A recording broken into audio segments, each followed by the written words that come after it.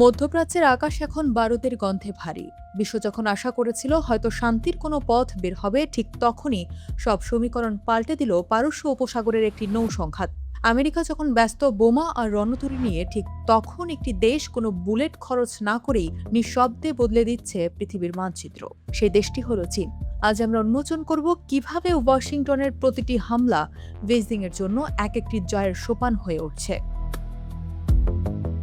20 April সবথেকে বড় খবর হলো ইরানের বাণিজ্যিক জাহাজ তুস্কারের উপর মার্কিন বাহিনীর অতর্কিত হামলা এবং তা আটক করার ঘটনা।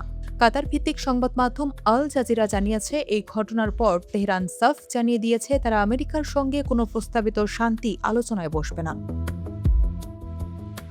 অথচ হাতে সময় আছে মাত্র 2 দিন। মধ্যপ্রাচ্যে চলমান যুদ্ধবিরতির মেয়াদ শেষ হওয়ার ঠিক আগ মুহূর্তে মার্কিন প্রেসিডেন্ট ডোনাল্ড ট্রাম্প তার প্রতিনিধিদের পাকিস্তানে যাওয়ার নির্দেশ দিয়েছিলেন এক জরুরি বৈঠকের জন্য। কিন্তু একদিকে ইরানি বন্দরগুলোর উপর কঠোর অবরোধ, আর অন্যদিকে সাগরে ইরানি জাহাজ আটক। ওয়াশিংটনের এই দ্বিমুখী নীতিকে অযৌক্তিক ও অবাস্তব বলে উড়িয়ে দিয়েছে তেহরান। ইরানের রাষ্ট্রীয় সংবাদ সংস্থা IRNও জানিয়েছে, একদিকে অবরোধ আর অন্যদিকে আলোচনার প্রস্তাব। এই দ্বিচারিতার পর ফলপ্রসূ কোনো আলোচনার সুযোগ নেই। আর এই সংঘাতের প্রতিটি মুহূর্ত চীনের জন্য এক একটি নতুন সুযোগ তৈরি করছে। আমেরিকা যখন ধ্বংস করছে, চীন তখন দখল করছে, তবে অস্ত্র দিয়ে নয়, দীর্ঘমেয়াদী চুক্তি দিয়ে। 2021 সালে ইরানের সঙ্গে চীন যে $400 বিলিয়ন চুক্তি করেছিল, তা এখন বাস্তব রূপ পাচ্ছে। 25 বছরের এই চুক্তির সার কথা ছিল চীন ইরানে অবকাঠামো ও সামরিক খাতে বিনিয়োগ করবে, আর বিনিময়ে পাবে পানির দরে অপরিশোধিত তেল। আজ আমেরিকা ইরানের উপর যত বেশি বোমা ফেলছে বা অবরোধ দিচ্ছে, চীনের জন্য সেই তেলের চুক্তি তত বেশি লাভজনক হয়ে উঠছে।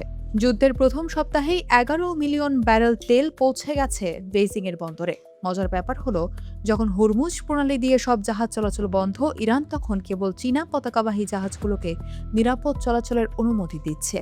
আর এই বিপুল পরিমাণ তেলের দাম মেটাতে হচ্ছে ডলারে নয়, বরং চীনা মুদ্রা ইউয়ানে। অর্থাৎ আমেরিকার অবরোধই উল্টো ডলারের পতন ত্বরান্বিত করছে। আমেরিকা বিশ্ব শাসন করে তাদের অদৃশ্য অস্ত্র সুইফট পেমেন্ট সিস্টেম দিয়ে। কোনো দেশকে এই সিস্টেম থেকে বের করে দেওয়া মানে তাকে অর্থনৈতিকভাবে শ্বাসরোধ করে মারা।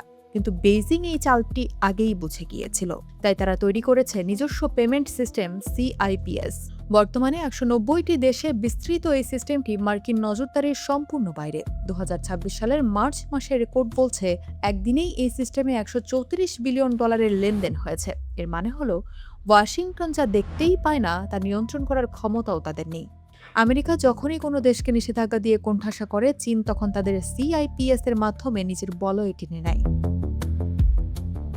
2013 সাল থেকে চীন 150টি দেশে $1.4 ট্রিলিয়ন বিনিয়োগ করে তৈরি করছে বন্দর, রেলপথ আর বিদ্যুৎ কেন্দ্র। আমেরিকা যেখানে বোমা ফেলে কোনো দেশকে তছনছ করে দিচ্ছে, চীন ঠিক তার পরের সপ্তাহেই সেখানে হাজির হচ্ছে পুনর্গঠনের চুক্তি নিয়ে। আফগানিস্তানে আমেরিকা 20 বছর যুদ্ধ করার পর যেদিন বিদায় নিল, তার এক সপ্তাহের মাথায় চীন সেখানে খনিজ সম্পদ উত্তোলনের চুক্তি সই করল।